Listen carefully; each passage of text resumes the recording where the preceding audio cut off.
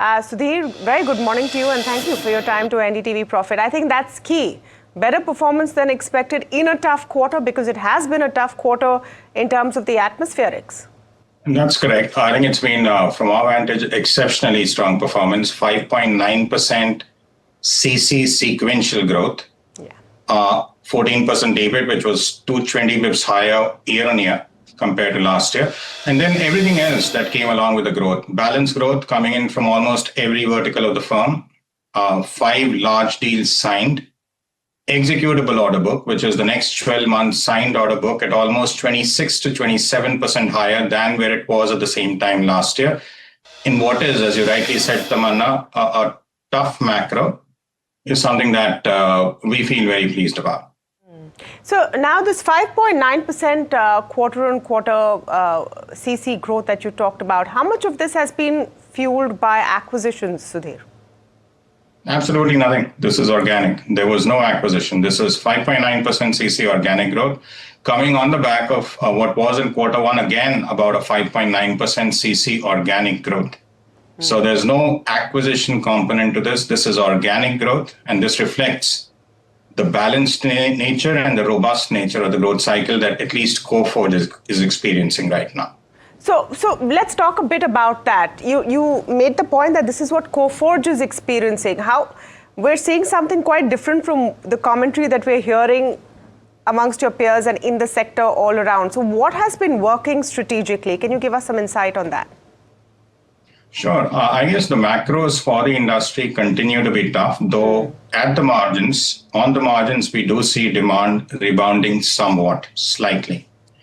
Within within the rather tough macros that we're looking at right now, what's worked for Coforge and has worked for us for almost 9 years, this is the 9th straight year of what should be robust growth, very robust growth that we've delivered, has been a focus on execution and a culture of execution and intensity that's always uniquely been our own. We've always said execution is not just about talking about what we're going to do or sharing plans. It's about getting things done. And I think that ability to get things done exemplified in no place better than the manner in which we've embraced AI within our own operations and the manner in which we've been able to bring AI to life beyond just pilots for our clients. That's made the biggest difference, and that's really allowed us to continue to plow ahead and deliver the growth numbers that we have despite the macros. Okay, I want to talk a little bit more about the AI portion of it, Sudhir, because this is important and a pivotal point for the entire space, right? What is the extent of AI integration? What is the capex that you need to put in to be further AI compliant or ready? And what is the monetization right now for these AI add-ons? Well, if you look at the metric that everyone looks at first, if you look at the revenue per employee at Coforge, that number has gone up extremely smartly. And that's the best reflection of the fact that we've not just embraced AI in terms of our own operations, but it's also reflective of the 4 platforms that we've created in order to make sure that enterprise adoption of AI by our clients goes up. If you look at the platforms that we have, Code Insight AI is a platform that's been extremely successful. Our platform when it comes to reverse engineering. Blue Swan, our own platform, has been extremely successful when it comes to orchestration and automation of workflows. And the third platform, Quasar, that we've always talked about, continues to be a platform that we lead with when it comes to driving transformation. So AI, our ability to embrace it, our ability to not just talk about it, but to actually execute, to actually get it done using our own IP, our own platforms when it comes to reverse engineering, when it comes to automation, when it comes to orchestration, when it comes to being able to look at processes and apply them in the context of clients is what's really set us apart. And in terms of the order intake, you've seen about $500 million. That's a robust order intake. Is that sustainable? What is going to be the AI bump up to that order intake? Well, we've been at about 500 plus for a few quarters now. We believe $500 plus million should be more or less, obviously factoring in the occasional vagaries up and down, should be more or less the baseline that we should operate at for the foreseeable future. We feel very good about the order intake number because the large deal velocity And the large deal median size of the firm has been going up almost every quarter and, of course, every year over the past few years and quarters. So at this point in time, 500, we believe, and this was all organic, is a good minimum baseline for Coforge to aim for going forward. What is the deal picture looking like in the European market, Sudhir? From our vantage, pretty good. This year, as a firm, in the first half of the year, in the first 2 quarters, we've closed 10 large deals. That contrasts with 14 that we closed in all of last year. As I said, the large deal velocity, despite the macros, is picking up. The large deal pipeline, even in Europe, at this point in time, is robust.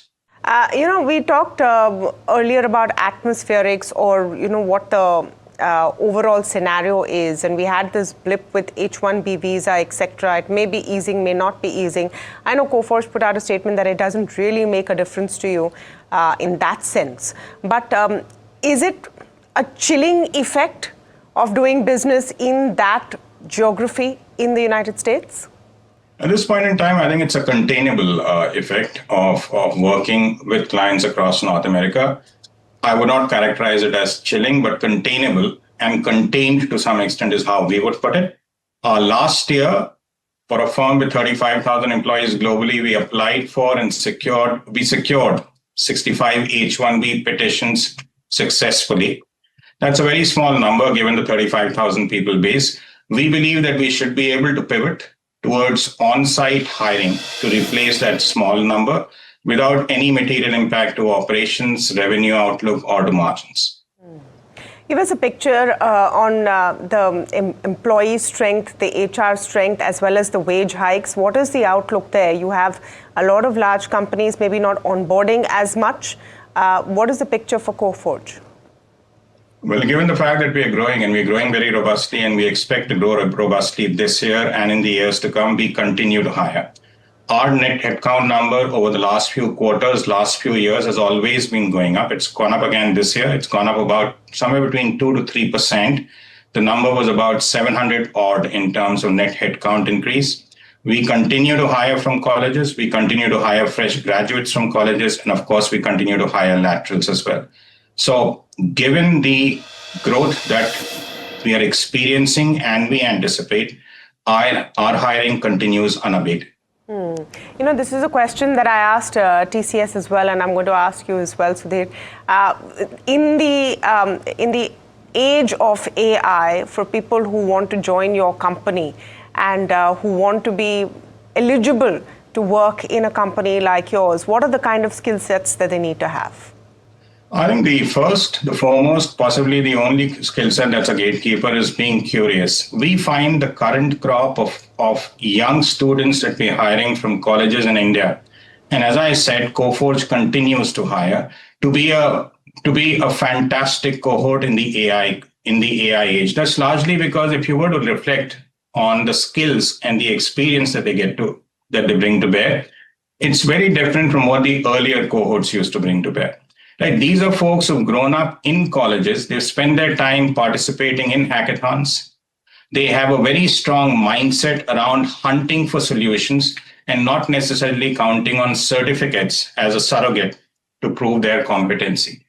In the age of AI, that curiosity, that urge to find the solution using technologies that are changing, that are mutating, that are still somewhat immature is vital. So for anyone who wants to join Coforge, and a lot of people are because we continue to hire, that curiosity, that hands-on experience, anecdotally experience, having participated in a lot of hackathons and hopefully having won some of them, is what is of primary interest to us.